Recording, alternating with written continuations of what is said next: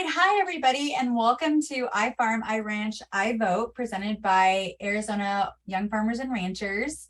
Thank you to those that are joining us tonight because we really appreciate it. And thank you so much to Chelsea, who is taking her time this evening to educate us about this upcoming election. Chelsea McGuire, for those of you that don't know, is the Government Relations Director with Arizona Farm Bureau, and she's here to tell us a little bit about what we should keep in mind when we're casting our vote this year. So Chelsea, thank you so much for joining us. I'll go ahead and hand it over to you. Well, thanks for the opportunity, Ashley. It's always a good time when I get to, be a little bit wonky on some of the stuff that I love the most and some of the stuff that I work on behalf of the Arizona Farm Bureau, and especially an issue as important as the upcoming election. And I like doing these kinds of webinars with Farm Bureau members, especially because you're not our typical voters, right? You are members of Farm Bureau because you are so engaged and because you are so interested. So it's fun for me to be able to give you some of that inside baseball and hopefully help you feel like a more informed voter and like you know where to find this information and you know what's going on more than just your average Joe headed to the ballot or headed to the ballot box. So with that, I will talk a little bit about what my goals are for tonight as we go through the webinar. I want to give you a sense of what's on the ballot and just talk through what you can expect, what you can see. I know it might seem pretty basic, but it's not for everybody. So just know what you're going to be looking at when you get that ballot. And then we'll compare that to what are AG's major priorities for the next 2 years and what are the big issues that we're worried about that those folks that we're voting for, those things that we're voting about on the ballot will have an impact on. Then I'm going to do what I probably shouldn't do and make some predictions for what I think is going to happen in November. They will be very hedged, don't worry, but just, give you an idea of sort of what we're seeing and what we're thinking and what we're hearing. And then share some resources that I use that hopefully can help you, again, feel like you're that informed voter, like you are truly ready to step into the ballot box or fill out that early ballot and make the best decision possible for you, for your family, and your business. What I'm not going to do is tell you who you should vote for. I will mention a few candidates that have been endorsed by AgPAC of the Arizona Farm Bureau.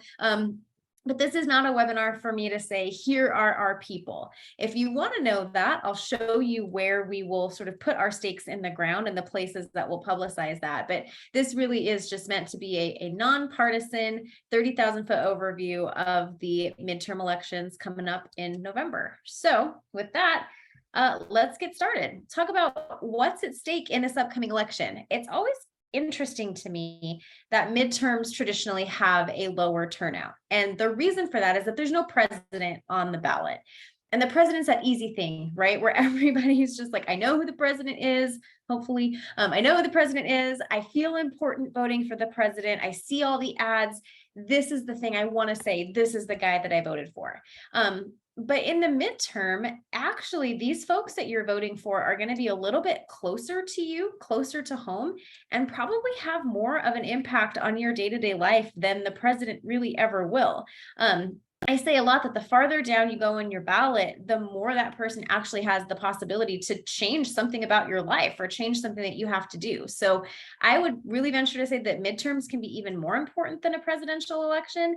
And that is absolutely true when it comes to this upcoming midterm. And part of the reason for that is that all 90 seats in the Arizona legislature are up for grabs. That happens every 2 years because all of our Arizona legislators only have a 2-year term.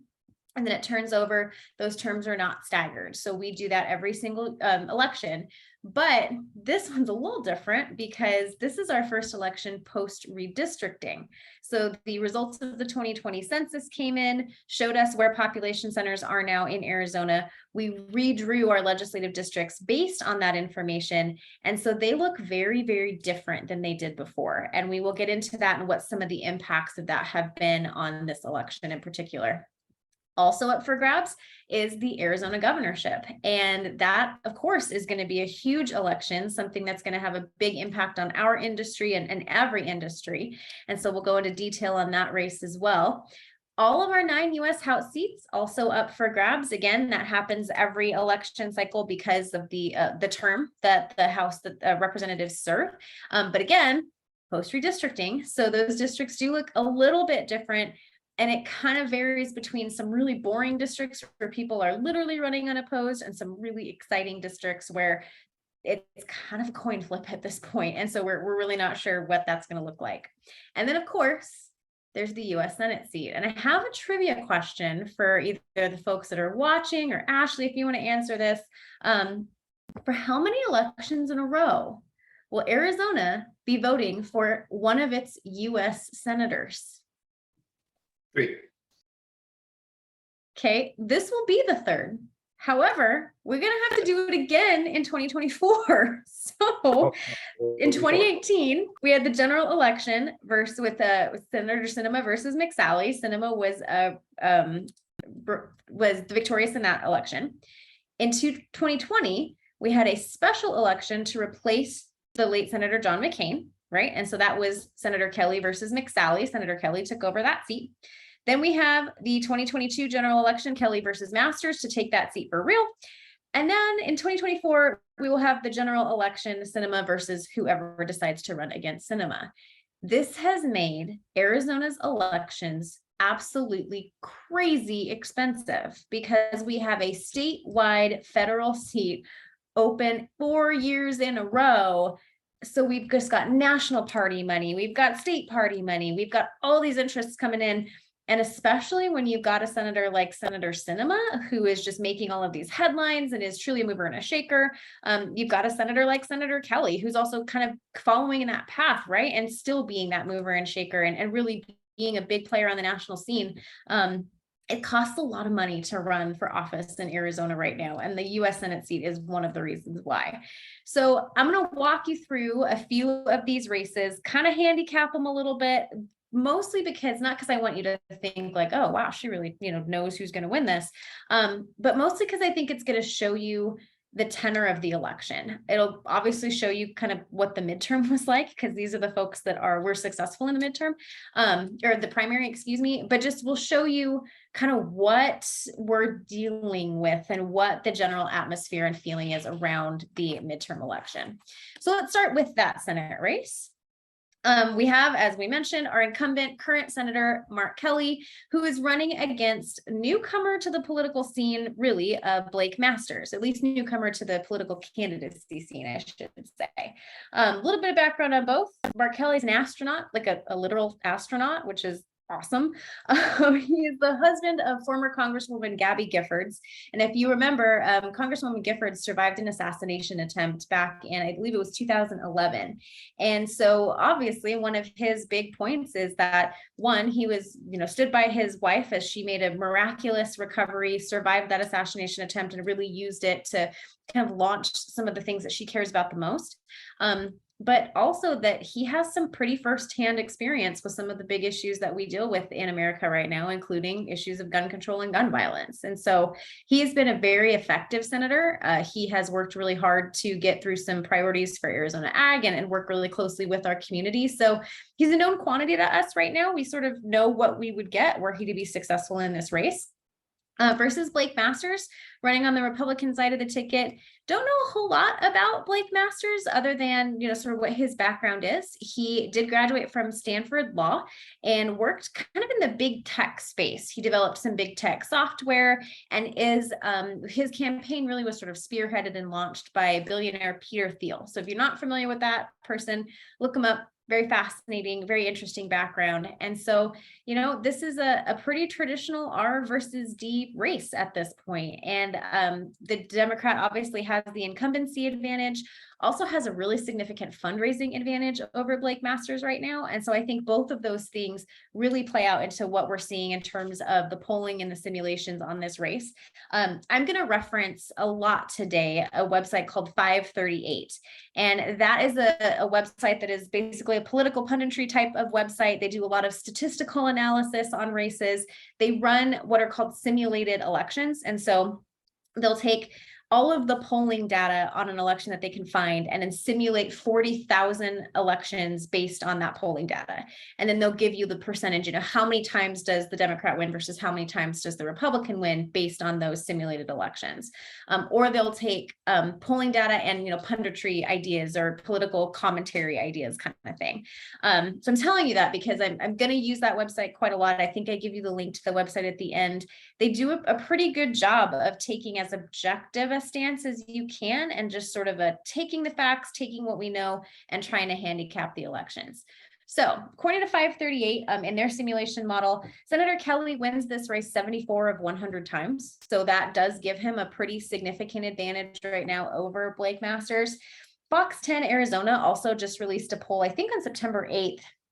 And within that poll, voters were 45% of voters would vote for Kelly if the election were held today. 39% of the voters would vote for Masters if held today, and the undecided voters were 12%.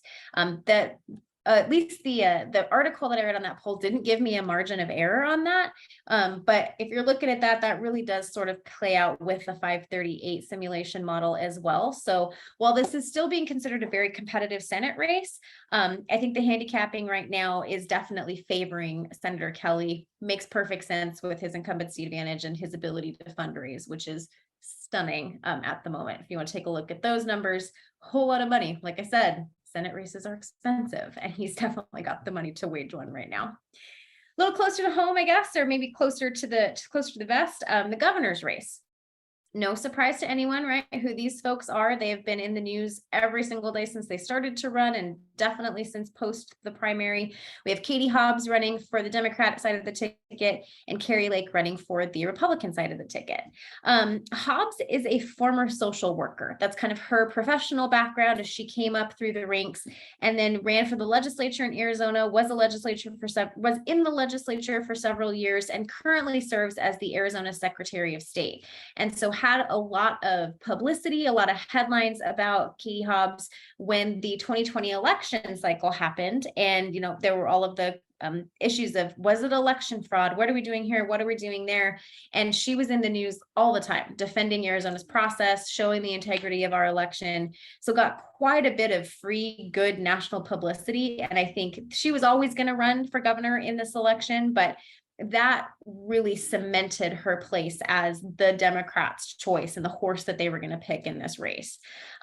Carrie Lake is a former Fox 10 News anchor, and she walked away from that job several years ago, really claiming that she felt the heat over her political views and didn't feel like it was compatible for her to have that position and hold the conservative views that she held. And that is what launched her political career, basically. So that she was an anchor, and then she was a candidate. And this is a really interesting race nationwide. Lots and lots of attention on it. I would say it's probably the closest governor's race in the nation right now when you're looking at national ranking and national handicapping of the races. That 538 model that I talked about, they have Hobbs on a simulated model 53 out of 100 times. That's a toss-up. It really is, and it just continues to get closer and closer as we go forward. Again, Arizona Fox 10 released a poll that had Hobbs at 44%, Lake at 43%. That's a tie too, right? Interesting to me, though, that Hobbs seems to have the very slight advantage over Lake in both of those statistics. Honestly doesn't really pan out with what I've seen of the way both of these ladies are campaigning. Hobbs has been much more passive. She's sort of allowed her name recognition to move her through the primary. She's sort of letting, and I think maybe waiting a little bit for Lake to just say something so outrageous that there's a group of voters who say, okay, I just can't do it. If that hasn't happened yet, I don't think it is going to happen. And so I think Hobbs is really going to need to take a little more of an active and aggressive role leading up into the general election. Hobbs also does have the fundraising edge on this race. So she's raised a little more than $5 million to Lake's $3.8 million at this point. Hobbs has a slower burn rate. And what a burn rate is the difference between how much money you have and how much money you have spent. So the idea is that's how fast are you spending the money that's coming in the door. Because she has a slower burn rate, Hobbs also means she probably has a little more money leading into the general election. And so she may have the money and the arsenal to do some of that more aggressive campaigning. So, maybe that is the role that she's taking. Again, having said that, what I've seen of the late campaign has been a pretty well run campaign, a very vocal campaign. She's everywhere all the time. She's a dynamic personality. She is fantastic at working a room. Hobbs isn't really necessarily. And so it's just interesting to see what the difference between those two candidates is. Again, I feel like the polling and the numbers that I'm seeing are not necessarily matching up with what I believe to be true about the candidates on the ground.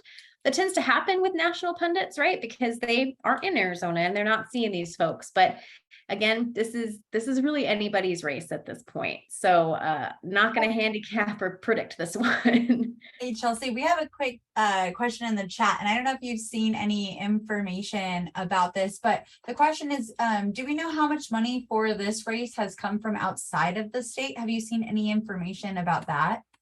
Yeah, it's a great question. And I don't have those numbers readily available. I can probably pull them from the Arizona Secretary of State's website based on some of the latest reporting deadlines that have come up and disclosure requirements. When I give those $5 million to $3.8 million, that's just what has come as a direct contribution to the candidate. So that doesn't count any of the outside independent expenditures that are paying for TV ads and mailers and newspaper ads. All of that is going to be a totally different number and a way larger number than either 5 or 3.8 million. So it's a good question. And that money is going to play a very important role in this race for sure. Perfect. Thank you. You bet. All right. So let's move on to, remember I mentioned that there are some House races that are super boring, like Gosar is running unopposed. Lesko is running unopposed. So we're not going to talk about any of those, but we are going to talk about 2 U.S. House races that I think are both interesting in just that there are people and we know them and it'll be interesting to see what happens. But also I think sort of microcosms of what is going to happen across the nation and the kinds of discussions and the kinds of decisions that are going to be made. So the first is we have Arizona House District 2. Currently House District 1. So if you live in District 1, you kind of know like where that is. It's on the eastern side of the state, starts down at the Mexico border and of course swings its way over through the Navajo Reservation, comes into Pinal County and Pima County a little bit. The district looks a little different now that it doesn't go all the way to the border. So it starts a little bit further north, doesn't contain that Cochise County, Greenlee, Graham County aspect anymore, but continues to sort of swing around the border and pick up Flagstaff, again, parts of Pima County. So we have our known quantity here, right? Current incumbent Tom O'Halloran, do note that he is AgPAC endorsed. So just want to make sure that you know that my comments are tempered by that. And like I said, he's a known guy, right? He's a former Chicago police officer. He's really a moderate Democrat by pretty much anybody's calculation. And I think part of what happens with the type of moderate Democrat that he is, it's not the kind of moderate Democrat that's going to go buck the system like a cinema. It's the kind of moderate Democrat who's just going to be really thoughtful and have a lot of discussions, but probably vote party line most of the time. So what that means is that he's not aggressive enough for most of the people in his party. And he's also not aggressive enough for people in the Republican side of things to say, yeah, I would vote for him because this is what he would do. So he tends to just sometimes fall through the cracks a little bit, in my opinion. That's not necessarily true from an Arizona Farm Bureau perspective, though, because he is on the House Agriculture Committee. He was instrumental and sponsored a bill for us regarding the Mexican gray wolf and improving the compensation program for when a Mexican gray wolf causes a depredation loss on a ranch, and for just the fact that the Mexican gray wolf exists on the ranch at all. And so that really played into the AgPAC endorsement, was how helpful and active he's been on that particular issue. But he is being challenged by, again, kind of political newcomer named Eli Crane. I have to sort of preface this because I did not intentionally choose photos to juxtapose these 2 gentlemen so clearly against one another. But to be fair, that's kind of one of the only photos I could find of Eli Crane. Like, not the only photo, but they're all of this vein, right? Like, hi, I'm an easygoing dude in a ball cap and a t-shirt, and I'm tatted up and I'm cool and I'm strong. Like that is really the persona that he's putting forward. And I think that's an intentional choice by his campaign. He's a former Navy SEAL. So, cool, strong, tatted, that all makes sense. Spent most of his childhood in Yuma, Arizona. And one of the things that I learned, I think I knew this, but it was like a thing I knew, but sort of forgot. If you ever watched Shark Tank, and if you ever watched the Bottle Breacher episode, that's him. Bottle Breacher is his company. Yeah, Ashley's mind is blown right now. I'm seeing it happen in real time. So really couldn't be any more different at this point, these two candidates. And the district is a completely different animal right now too. So if you look at the boundaries and the folks voting in AZ District 2, in the 2020 election, Biden would have lost that election by 8 points. Biden won current District 1. So that's quite a swing, right? And because of that, O'Halloran really does seem to be in trouble in this race. In the 538 simulated model, Crane's winning 63 of 100 times. So, I mean, it's not a blowout by any stretch of the imagination, but it does give him the advantage over that. I don't have any good local polling data. The campaigns seem to be keeping that pretty close to the chest for, I'm sure, very good reasons. But this is one to watch because not only is it going to be interesting to see whether Arizona loses sort of a known quantity in the House. It's a race of a moderate Republican against a not so moderate, or moderate Democrat against a not so moderate Republican. It's a race of establishment versus non-establishment. And I think we're going to see some very interesting how the country and how the state is moving kind of vibes out of this race. So keep a close eye on that one. Chelsea, I have a question. What's up, Ben? So, yeah, has Eli? I know Eli. He was an AGR guy at U of A actually, and Nice. But has he expressed any interest in any ag issues to your knowledge?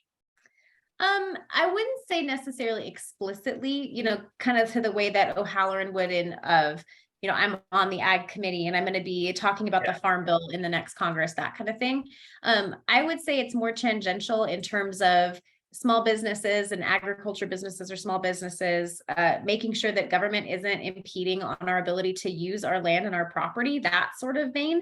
So I wouldn't say that he's necessarily like, I'm out there, let's talk about rural issues. It's more that he's going to be that champion just because of the policies that he has in the first place. Okay, thank you. Yeah. And we have another question, Chelsea, in the chat. So yeah, bring it on. If O'Halloran was to lose, how do we anticipate that looking for other Democrats to hop on and support the wolf farm, like the bill that you were just talking about in relation to the Mexican gray wolf? Yeah, really good question. And that's why you always hedge your bets a little bit in politics. So that wolf bill is a bipartisan bill, and the other sponsor of that is a safe Republican. And so we always want to make sure that we don't live or die by one person, right? We want to make sure that we've got that support from both sides of the aisle, and that we've got support that's long lasting and will be there sort of regardless of what happens in the election. So we are fully confident that we'll be able to have the representative from New Mexico, who's the co-sponsor of that bill, continue to carry it, but also think that we have some real opportunities for other Arizona legislators to jump on board as well. And it's almost like you planned this for me because it's a perfect segue into the race in AZ6. So remember when I said District 2 doesn't go all the way to the border anymore, and it kind of cut out that Cochise Graham Greenlee. AZ6 is what picked up that Cochise Graham Greenlee, also parts of Pima County and a little bit into Pinell County as well. And so this is an extremely competitive race. It's an open race. There is no incumbent because the person who would be in this is Ann Kirkpatrick, who's retiring from public service. And so this is another one that we are kind of watching with bated breath and have endorsed a candidate in this race in Juan Ciscomani. And one of the reasons that we've done that is because he really has shown an active interest in Arizona ag issues and rural issues. He's a first generation American. He worked for the Tucson Hispanic Chamber before he became a member of Governor Ducey's administration, doing outreach in the Tucson area. and has been just fantastic at campaigning in rural Arizona, right? And really getting to know those issues. So he would definitely be one that we would want to tap and say, hey, there's a lot of ranchers in your district who are impacted by this bill. Would you like to take this on as one of your first tasks as a U.S. congressman? So we've got, someone like Juan, but other known quantities across the state too, with folks that we know are safe. So we're going to do everything we can to get that wolf bill across. And we've got a couple insurance policies there. But back to this race, Mr. Ciscomani is running against the Democrat Kirsten Engel, another known quantity to us, actually, because she was a state senator starting, I think her first year was in 2017. So the first year that I started with Farm Bureau as well.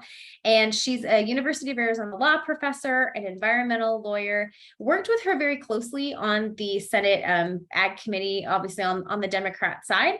But I will say that we butted heads quite a bit. Didn't always have the same ideas or same thoughts about issues versus what I think we would necessarily do with Mr. Ciscomani in terms of what's happening there. Engel's campaign released a poll a couple weeks ago that showed Engel at 49%, Ciscomani at 47%. Margin of error on that poll, though, was about 4.4%. So statistical tie. And that really continues to be the case in this race. The 538 simulated model, though, however, I thought was fascinating. Ciscomani is winning 92 of 100 times in the 538 polling or the 538 simulation. So when I looked at, I tried to play around with that a little bit and say, okay, let's see, how can I get maybe a more realistic number? Because I can believe that Ciscomani is ahead, but 92 seems a little crazy. If you base this race on polls alone, the 538 statistics are 64 of 100 times for Ciscomani. Still a pretty significant lead over Kirsten Engel. Again, that I think plays out well to at least what I've observed of their campaigning styles.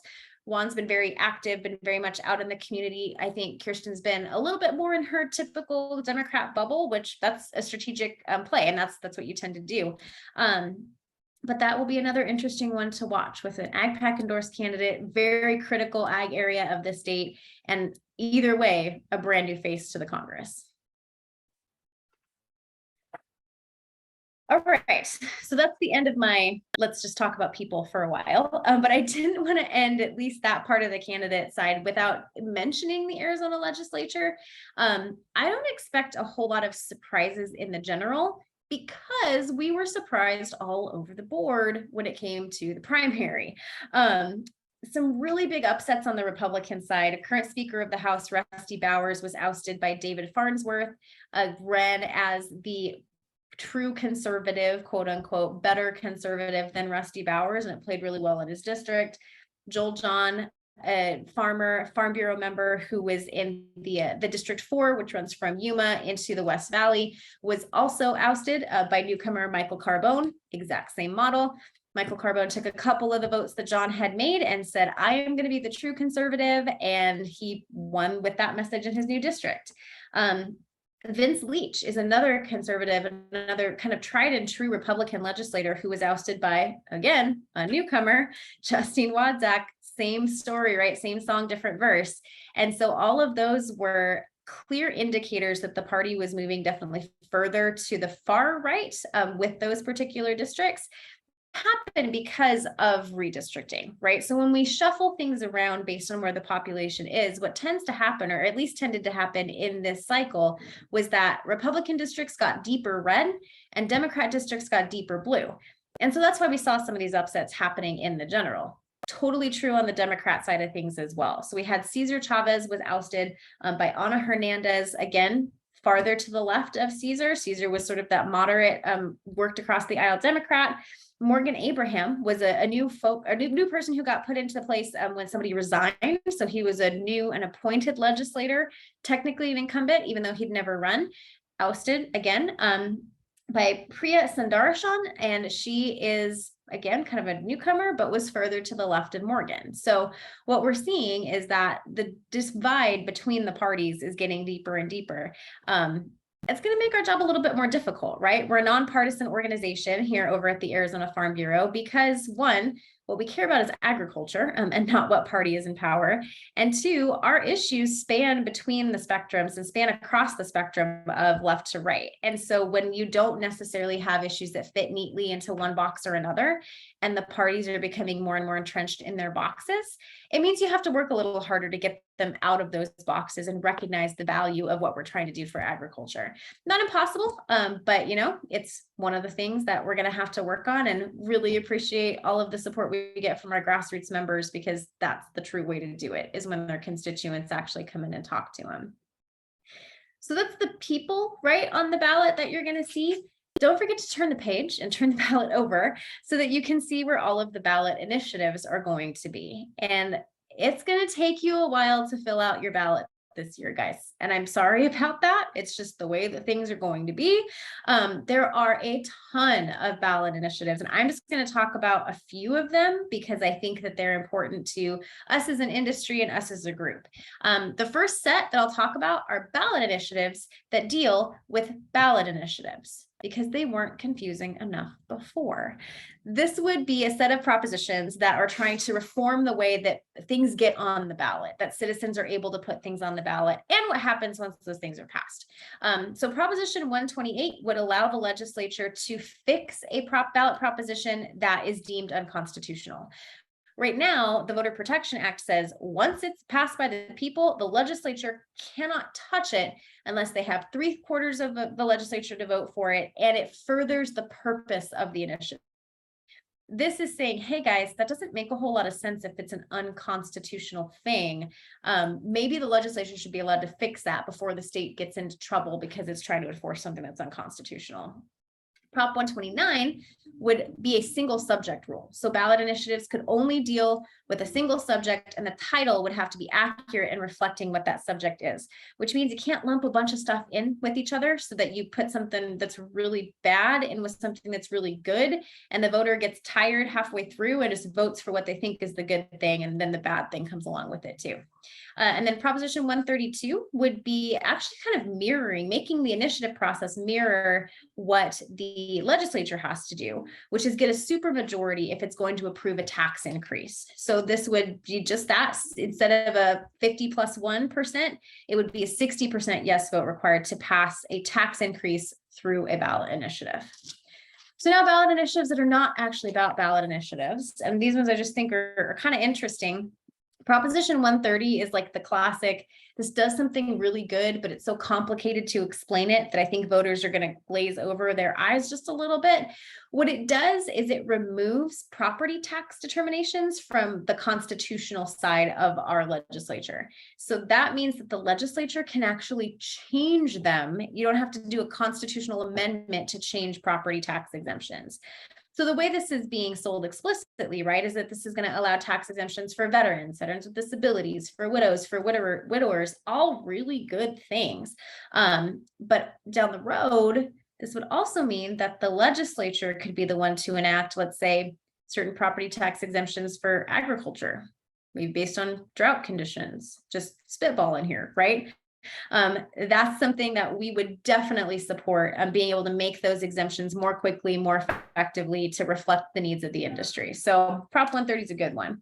Proposition 131, I just think it's interesting. We would create a deputy governor. So right now, Arizona has a governor, no deputy. If the governor resigns or dies or whatever, is no longer able to be the governor, our Secretary of State takes over. So it puts us in this really interesting position. Like today, if Governor Ducey were no longer able to be governor, a Democrat and Katie Hobbs would take over. So this would be more like the president and vice president, where you create a team at the governor and then his deputy. And other states do it this way too. I just think it's interesting that Arizona is even considering this. So we'll see what happens. It's harder to get a yes vote proposition than it is to get a no vote. So unless there's a pretty, targeted campaign around this one, I don't see it going anywhere, but I just think it's fun. Proposition 209 is a predatory debt collection one. Business and industry really coming hard against this one because of the way that it increases how many assets are protected from debt collectors. So would no longer allow debt collectors to come after certain classes of assets. Those would remain protected for the person who's in debt. And then finally, Proposition 308, I think we are going to see quite a bit of money spent on this one. It would allow eligibility for in-state tuition and financial aid for recipients of DACA. So DACA students would be qualified for in-state tuition and financial aid that is typically reserved just for folks who live in or are residents of Arizona. Another one that the business community is very excited about, definitely coming behind this one very strongly. And so I anticipate seeing this one met with quite a bit of success.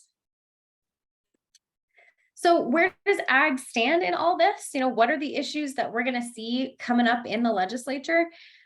It's going to be water, right? That is going to be the thing that rises to the top. It's going to be the thing that cuts through a lot of the noise, because it's the most important thing we've got going on right now. All of the headlines on the Colorado River and what's going to happen there with the shortages, headlines about groundwater in rural Arizona, and groups that are saying we need to regulate it more, groups that are saying no, we don't, groups that are saying we do, but AMAs are not the way to do that.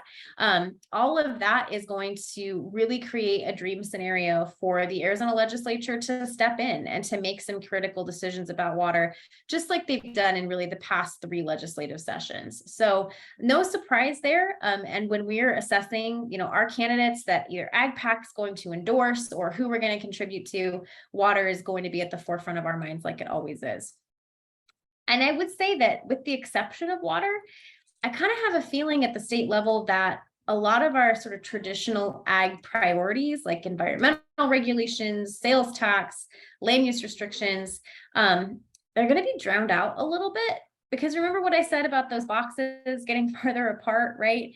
When that tends to happen, that also means that parties tend to focus on things that really advance party priorities for the sake of advancing those party priorities. And those tend to be the things that get news headlines, and they tend to be the things that just suck a lot of political energy out of the room.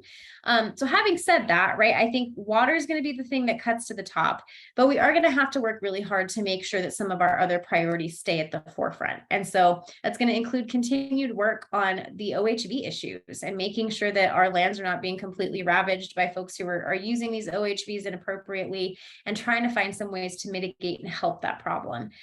Endangered species at the federal level, talked about the wolf bill, right? That's what I mean by that. Making sure that if the government's going to say that a species has to live on your ranch, you're getting some sort of compensation for that. We also are going to have opportunities for improvement to the tax code at the state level, and opportunities to stop really bad things from happening to the tax code at the federal level. And so that'll be another one that probably we can make that cut through the noise a little bit, especially if we can connect it to water, right? In terms of, we want to make sure that our tax code doesn't impede the property tax status of agricultural land, because it's not being able to grow anything because of drought, that sort of thing. So I think there'll be good opportunities to make headway there. And then I already mentioned it through the ballot initiatives that are going to be on the ballot, but the use of ballot initiatives as a weapon against industry and a weapon against agriculture in particular is just ravaging the West right now. And so we as an organization have committed tons of resources and a lot of time and political capital to trying to fix that. And these ballot initiatives that are up this year are a good starting point, right? And they'll really help us gauge where the state is. But we're remaining committed to making sure that ballot initiatives can't be used as a political pawn for outside interests, who have absolutely no stake in the agricultural industry, but do want to see it suffer and wither on the vine kind of thing. So that's sort of, I think, where we're going to be when all of this is done and when all of this is said and done. So I'll move into what I'll call, and this is not term, I get this from a podcast that I listen to called the Dispatch Podcast, where they will say, okay, we're now going to go into the rank punditry side of our podcast, which is just straight up predictions. What do we think is going to happen with, very little actual background to go off of there. This is the background I'm going to use, right, to go off of. So takeaways from the primaries: increased polarization, already beat that to a pulp, so I won't talk about it a whole lot more. We knew that was going to happen though, right? That was not actually surprising to any of us, given redistricting, given the political tenor right now. There were some things that I did not expect though. Every single one of the candidates that Trump endorsed, former President Trump endorsed in the Arizona primary, won. I think that's the only state where that has happened. Obviously, the former president has played a huge role in state and federal politics across the board, but the roll was a clean sweep in Arizona. And so that was not expected, but clearly shows kind of where Arizona's Republican voters are going right now. Didn't expect that being an incumbent would have zero advantage whatsoever. It frankly had a disadvantage in this election, which is not the case, right? Usually you're the incumbent, people know who you are, they vote for you because they recognize your name. Apparently this time they didn't vote for you because they recognized your name, which was difficult.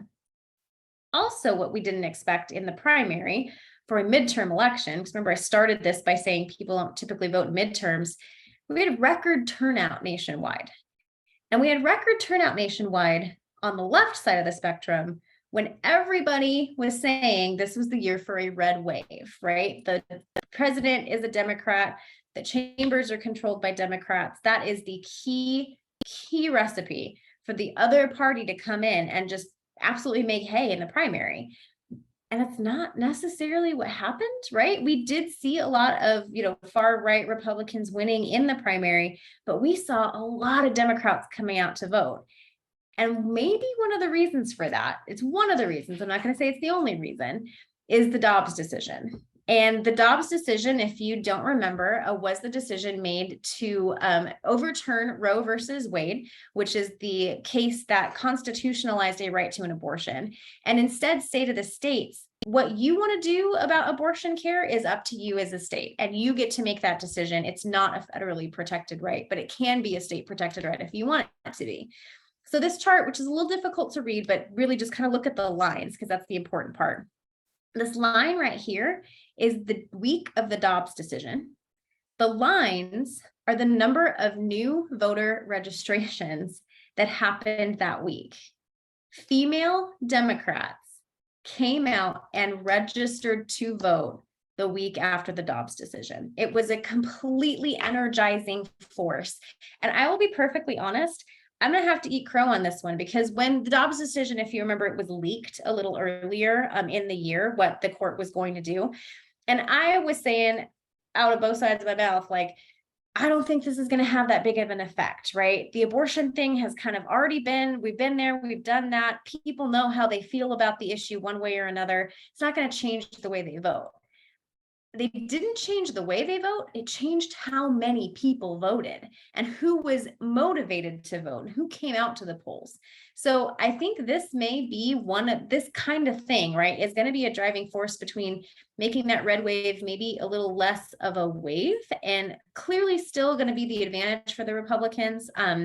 But maybe not necessarily in the way that we thought we were going to see, let's say, prior to the leak of Dobbs, maybe in April or May of this year. So I really liked this tweet from Garrett Archer. Someone asked, is abortion going to drive this election? No, but it has a seat in the car now. So it could maybe, change the radio station or turn the air conditioner up, and that's going to make a huge difference.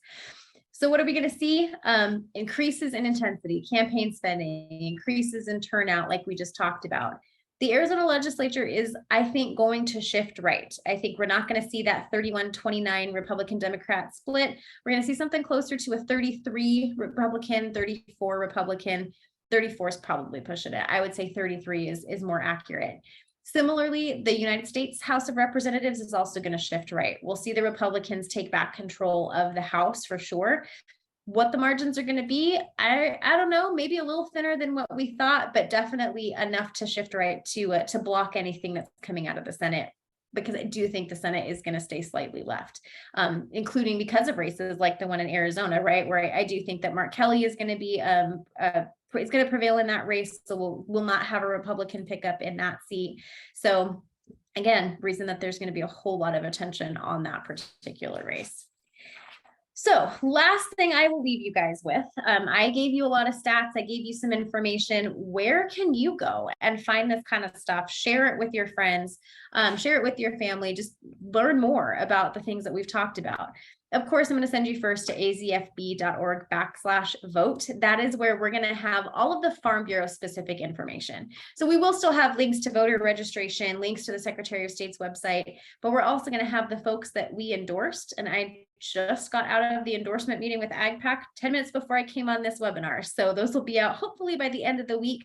You'll be able to see our general election candidate endorsements. you'll be able to see candidate surveys. So we'll ask those folks things that they think about the election. And so you'll be able to hear from them directly on that website, and all kinds of other information too that we think might be helpful. Positions on the ballot initiatives, where to find more information about that. So it'll be sort of your one-stop shop. But before Election Day, if you want to get real wonky, the Secretary of State's website, I put on there because, one, you'll be able to see officially who's on the ballot and their pictures and their candidate websites and all that stuff. But also, that's where you can find campaign finance disclosure reports. So if you want to know who's really out there pounding the pavement and who's spending a ton of money and who's raising a ton of money, Secretary of State's website's the place to do that. Link to that 538 site that I talked about. Again, I just think it's fascinating, and playing with the numbers and, seeing the sort of writing on the wall. And then on Election Day, if you're like me and you're like refreshing Twitter and, doing all that kind of stuff and trying to see, okay, what race are they going to call? When are they going to call it? Garrett Archer is the person to follow, especially for Maricopa County, but he's going to be tracking the rural counties as well. And then this next one, his name is Sam, and he is a really fantastic Democratic pundit. Not to say that I'm like trying to juxtapose Garrett Archer as the Republican and Sam is the Democrat, but I just think he does really great work. And sometimes I tend to have a little bit more of the Republicans on my feed. And so I like to see what he's saying about the other side of things. So if you're on Twitter, those are two fantastic follows for all things elections related.